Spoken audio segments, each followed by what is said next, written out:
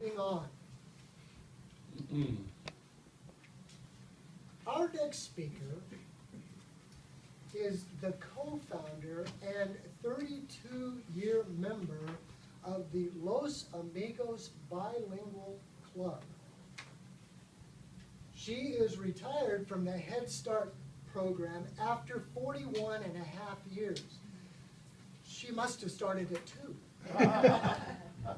But she is best known as Creda Nowlin's lovely wife, you know, that past international director, distinguished Toastmaster. But enough about her. Speaking from the Competent Communication Manual, Project 6, Vocal Variety. Please help me welcome, with a speech titled Spanish in My Life, Creda Nowlin.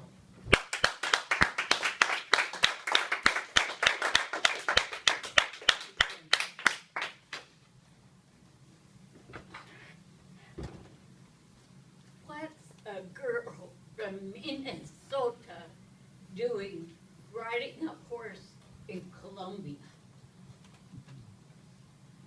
Learning Spanish, of course. Little did I imagine when my family moved from Minnesota to Ventura in 1957 that Spanish would become a thread throughout my life. Mr. Toastmaster, yes, I took high school Spanish, like many of you probably do. But then I went on to major in Spanish in college. And I graduated, but I couldn't speak it. Embarrassing. So I decided I was going to Mexico to learn to speak Spanish. I signed up for 2 summers with a student volunteer project.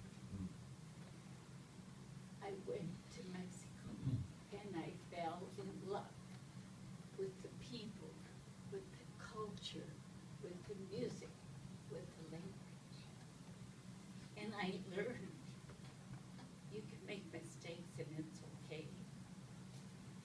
Such as saying I was embarazada, which doesn't mean embarrassed. It means I'm pregnant. Definitely embarrassing. I enjoyed Mexico so much in my experience, I applied to the Peace Corps. The Peace Corps sent me to Colombia. I first went to the country. I lived among the coffee trees and beautiful mountains.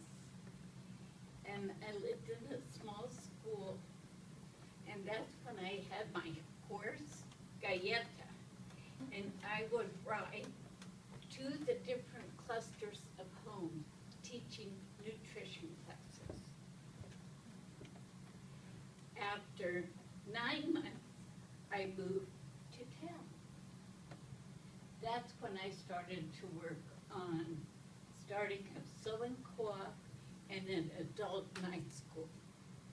I was so proud of that adult night school because it was young high school students coming to teach adults who never had an opportunity to read or write. I learned so much more than the Colombians learned from me. I learned to listen. I learned to enjoy life. I learned to live simply. I learned to live with, appreciate water and electricity when we had it. And I learned so much more about the bigger world than just the United States. After 2 years, I was ready to come back to Ventura. So I applied to work for the Head Start program.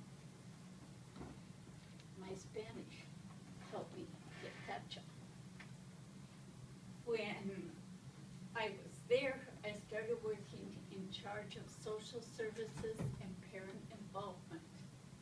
I did presentations to parents in Spanish and English. I trained staff. I did translations. I love the work so much. And I worked there 41 years, 41 and a half years, as Jim said. I don't have to do my icebreaker anymore. And Spanish helped me meet my husband. My coworkers and his coworkers at Legal Aid felt that we should get together so I could teach him Spanish. Well, he still doesn't speak Spanish, so he's gonna have to stick around a little bit longer.